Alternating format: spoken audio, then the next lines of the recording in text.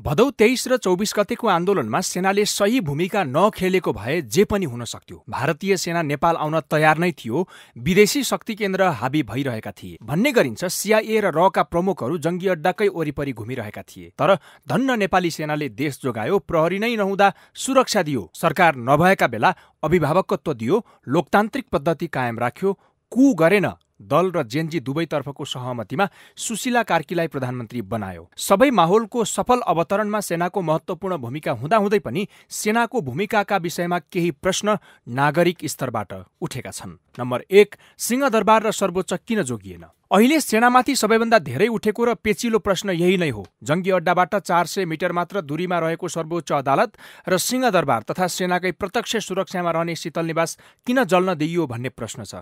यसबारे सेनाले सार्वजनिक रूपमा कुनै पनि प्रतिक्रिया दिएको छैन। तर पीतनापतिहरूको एक बैठकका क्रममा भने नागरिकको ज्यान जोगाउन सिंहदरबार जल्न दिएको जवाफ आएका विषय सार्वजनिक भएका छन्। अर्थात् ती संरचना जोगाएको भए सेनाले गोली चलाउनु पर्थ्यो। त्यसो हुँदा मर्ने नेपाली जनता नै हुन्थे। अर्कोतर्फ सेनाले VIPहरूको उद्धारलाई बढी प्राथमिकता दिँदा संरचना जलेको कुरालाई प्राथमिकता दिएन। नम्बर 2, सेना परिचालनमा भएको ढिलाइ। भदौ 23 गते नै प्रहरी थकित भइसकेको थियो।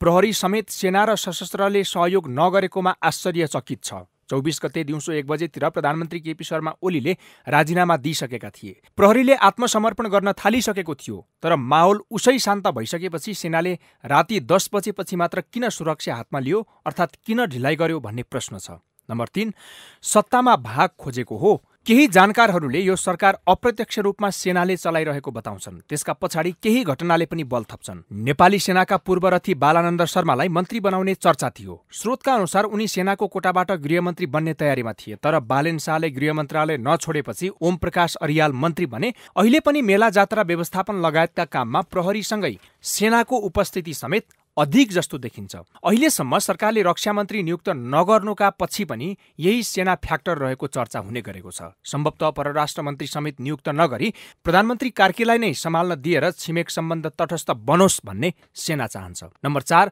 कु गर्न खोजेको हो। भदौ 25 गते राति सरकार बन्न नसकिरहेको परिस्थिति थियो। तर बाहिर भने सेनाले कु गरेर सत्ता हातमा लिन लागेको भन्ने चर्चा व्यापक भइरहेका थिए। 25 गतेको दिउँसो सडकमा सेनाको उपस्थिति र केही गतिविधिले समेत यो जोखिमको सम्भावना दिइरहेको थियो। सरकार गठनको प्रक्रियामा समेत जेनजीहरूले यो प्रश्न प्रधान सेनापति अशोक राज सिग्देललाई गरेका थिए।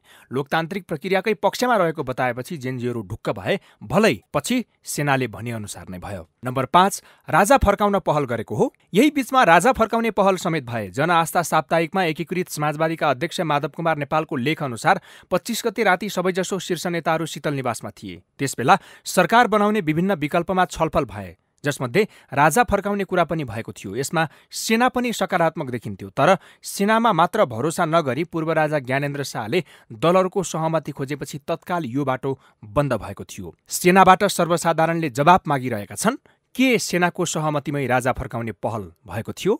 नम्बर 6, प्रधानमन्त्रीलाई राजीनामा दिन किन बाध्य पारियो? तत्कालीन प्रधानमन्त्री KP शर्मा ओलीका अनुसार भदौ 24 गते उनलाई सेनाले राजीनामा दिन बाध्य पारेको थियो। राजीनामा नदिए आगोलागी भइरहेको बालुवाटारबाट उद्धार नै नगर्ने बताएपछि उनले जबरजस्ती राजीनामा दिएको बताइएको छ। यो थप क्षति हुन नदिन थियो या अरू केही? सेनाले बोलेको छैन।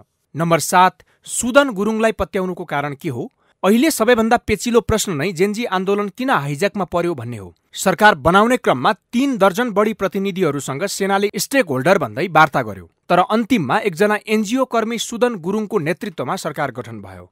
गुरुङले सरकार बनाउन सेना र राष्ट्रपतिलाई रुखो भाषा बोल्न सक्ने हिम्मत कसरी आयो भन्ने प्रश्न छ। किनकि उनले सरकार बनाउन समय नै तोकेर राष्ट्रपति र शीतल निवासलाई धम्की दिएका थिए। किन सेनाले हर्क साम्पाङदेखि अरू 30 भन्दा बढी प्रतिनिधिलाई भाड्यो र सुदनलाई उपयुक्त पात्र मान्यो भन्ने प्रश्न छ।